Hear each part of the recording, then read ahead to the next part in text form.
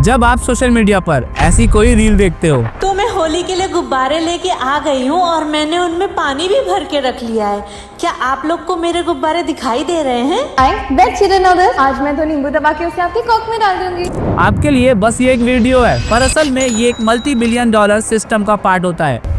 क्या बात कर रहे हैं? जो आपकी अटेंशन, साइकोलॉजी और बायोलॉजी तीनों को टारगेट करता है, ताकि आप एक ऐसे ट्रैप में फंस जाओ जहां से बाहर निकलना ऑलमोस्ट नामुमकिन है। कुछ इस तरह के क्रिएटर्स इस तरह की वीडियोस बनाकर अपना सब्सक्रिप्शन बेचते हैं, जिससे वह लाखों कमाते हैं, जिसके बारे में हम आगे जाकर बात करेंगे। हैरानी की बात तो यह है कि ये इंडस्ट्री इतनी बड़ी है कि हॉलीवुड और इवन कई देशों की जीडीपी भी इसके सामने छोटी दिखाई देती है। 2023 में जहां ग्लोबली मूवीज का मार्केट साइज $100 बिलियन था, वहीं अडल्ट इंडस्ट्री का साइज अराउंड $287 बिलियन था। ये नंबर श्रीलंका की जीडीपी से ऑलमोस्ट डबल है। इंडिया में पार्शियली बैन है, इसके बावजूद भी इंडिया कंज्यूम करने वाली थर्ड लार्जेस्ट कंट्री है। सोचो अगर बैन ना होता तो क्या रैंकिंग होती। ओनली फैन एक ऐसा ऐप जो पेड एक्सक्लूसिव कंटेंट के लिए बना है।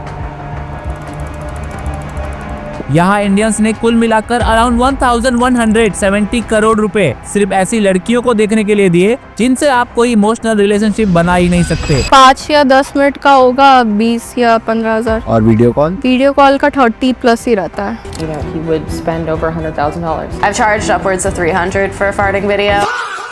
और अब ये इंडस्ट्री सिर्फ वीडियोस तक लिमिटेड नहीं रही। 2019 में बेले डेल्फिन ने अपने रियल बाथ वाटर के जार्स लॉन्च किए, जिनकी प्राइस $30 पर जार थी और टोटल 600 जार निकाले गए। सरप्राइजिंगली सिर्फ 3 दिनों में सारे जार सोल्ड आउट हो गए। मतलब सिर्फ लस्ट की डिमांड पर उसने $18,000 कमा लिए। और ये अभी इंडियन रुपीज में 16,45,000 रुपीज है। ये अकेली नहीं है। 2022 में स्टेफिन मैटो ने भी अपने ब्रेस्ट के नीचे कलेक्ट किए हुए स्वेट $500 पर जार में बेच दिया और इससे हजारों डॉलर्स कमा लिए। और कुछ वुमेन अपना फार्ट बेचकर वीक के करोड़ों कमा रही हैं। क्या बोला तूने? इससे भी बड़ी बात तो ये है कि आज टेक्नोलॉजी की वजह से रियल इंसान की भी जरूरत नहीं है। लोग अपनी डिजायर AI गर्लफ्रेंड से पूरी कर रहे हैं।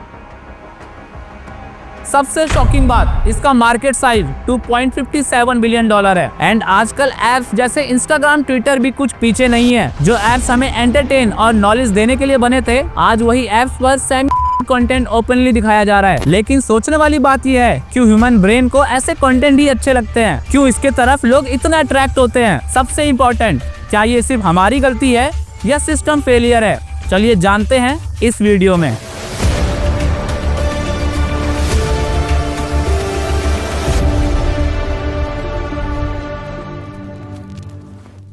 मेरा आपसे एक सवाल है, क्या कभी ऐसा हुआ है कि आप इंटरनेट पर सिर्फ 2 मिनट के लिए ऐसा कंटेंट देखने के लिए गए हो और थोड़ी देर बाद रियलाइज हुआ कि काफी टाइम निकल चुका है? अगर हाँ, तो ये कोई कोइंसिडेंस नहीं है, ये एक साइकोलॉजिकल ट्रैप है। जब आप एडल्ट कंटेंट देखते हो तो आपके ब्रेन में एक केमिकल रिलीज होता है, डोपामिन। ये वही केमिकल है जो और ड्रिंकिंग जैसी चीजों को एडिक्टिव बनाता है। ये डोपामिन आपको थोड़ी सी एक्साइटमेंट और प्लेजर फील कराता है, जैसे ब्रेन को छोटा सा रिवॉर्ड मिल गया। ऐसे करते करते एक और वीडियो देखते हो, फिर एक और वीडियो देखते हो, ब्रेन को डोपामिन मिलता है। कब घंटों बीत जाएंगे आपको पता ही नहीं लगेगा। इसी एंडलेस साइकिल को डोपामिन लूप कहते हैं। लेकिन बात सिर्फ ब्रेन की नहीं है। इन प्लेटफॉर्म को डिजाइन ही ऐसा किया जाता है ताकि आप घंटों इस पे बिता सको। सोशल मीडिया प्लेटफॉर्म का डिजाइन ही ऐसा बनाया गया है कि आप मैक्सिमम टाइम तक स्क्रीन पर बने रहो। इनफिनिट स्क्रॉल यानी कंटेंट कभी खत्म ही नहीं होता।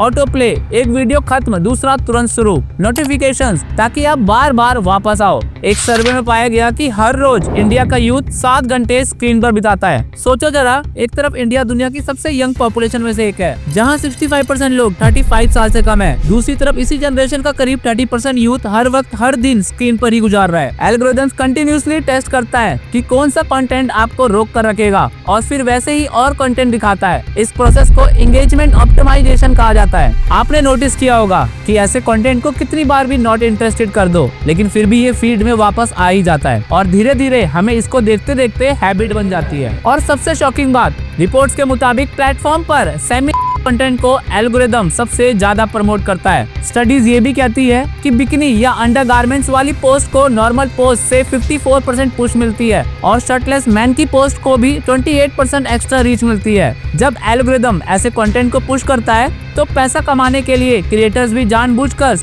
पोस्ट को डालने लगते हैं। बाद में प्रीमियम सब्सक्रिप्शन लॉन्च करके लाखों रुपए कमाए जाते हैं। इसका परफेक्ट एग्जांपल है मुस्कान कारिया, आज मम्मी काले मिले की सफेद चौकन होगी, जो सिर्फ सब्सक्रिप्शन से महीने का 17 से 18 लाख रुपए कमा लेती है। और इसके अलावा काफी क्रिएटर्स हैं जो इस तरह से महीनों का लाखों अर्न कर रहे हैं। और पैसा जल्दी और ज्यादा कमाने के चक्कर में ऐसे क्रिएटर्स बढ़ते जा रहे हैं। I bet you can share this. आज मेरे बेस्ट फ्रेंड को एक गुलाबी बूबा मिल गई है जो कुछ इस प्रकार दिखती है। आइए इसको मुंह में डालते हैं।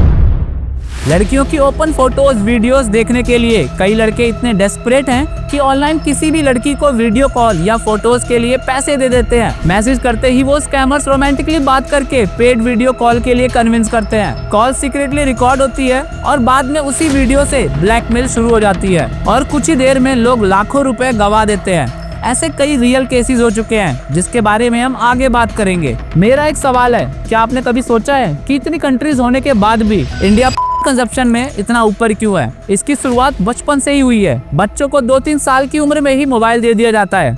खाना खिलाना हो या चुप कराना हो, आजकल फोन ही इजी सोल्यूशन बन चुका है। पर पेरेंट्स नहीं समझते कि जो बच्चा जो कंटेंट देखता है वही उसका माइंडसेट शेप करता है। सोचिए, अगर 6-7 साल का बच्चा अगर इंस्टाग्राम पर बिकनी डांसेस या रिश्तों को करने वाला कंटेंट देखे, मॉम सन, डॉटर फादर, ब्रदर सिस्टर, तो क्या वो उन रिश्तों को पहले जैसी नजर से देख पाएगा?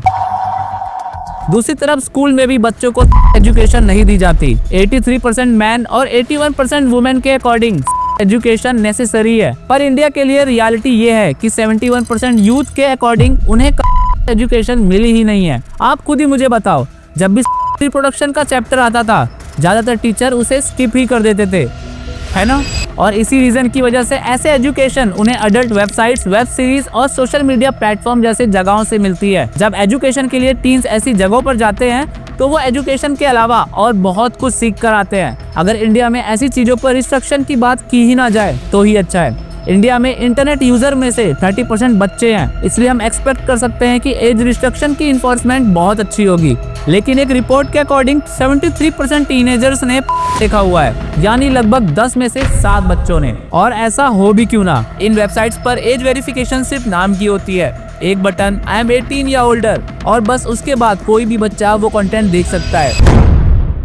जब कंजप्शन कॉमन हो जाता है तो इसका साइकोलॉजिकल इम्पैक्ट भी मास लेवल पर दिखने लगता है। 2023 में सिर्फ इंडिया से पर 103 करोड़ विजिट हुई, पर नंबर्स के पीछे छुपा डैमेज ज्यादा लोग नहीं जानते। रिसर्च दिखाती है कि रेगुलर व्यूअर्स में डिप्रेशन, लोनलीनेस और लैक ऑफ सेल्फ कॉन्फिडेंस ज्यादा पाई जाती है। ये तो कुछ भी नहीं है, फाइनेंशियली स्कैम में लाखों रुपए पल भर में गायब हो जाते हैं। 30 अप्रैल 2024 गुरुग्राम में एक आदमी को न्यूड वीडियो कॉल आई। कॉल सीक्रेटली रिकॉर्ड हो गई, फिर उस वीडियो से उसको डरा कर ब्लैकमेल किया गया और उससे 78,000 ट्रांसफर करवा लिए गए। और ये आइसोलेटेड केस नहीं है, ऐसे हजारों केसेस हैं। अब सवाल उठता है कि ऐसी चीजों से बचे कैसे? शुरुआत दिन के पहले घंटे से होती है। उठते ही फोन स्क्रॉल करना डोपामिन स्पाइक करता है। इसकी जगह काम या जिम करने से ब्रेन प्रोडक्टिविटी को रिवॉर्ड समझने लगता है। पेरेंट लेवल पर भी बड़ा चेंज जरूरी है। बचपन में फोन देना बच्चों के माइंडसेट पर गहरा असर डालता है। अगर फोन देना जरूरी है तो बच्चों पर स्ट्रिक्ट मॉनिटरिंग जरूरी है। सिस्टम लेवल पर गवर्नमेंट को भी एक्शन लेना जरूरी है। स्ट्रिक्ट एज वेरिफिकेशन और ID बेस्ड एक्सेस के बिना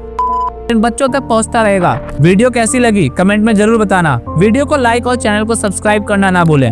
अब इस वीडियो को देखो। मैंने इस वीडियो में बताया है कि क्यों आज रिलेशनशिप डे बाय डे खराब होता जा रहा है। अब मिलता हूं मैं आपसे नेक्स्ट वीडियो में नए टॉपिक के साथ।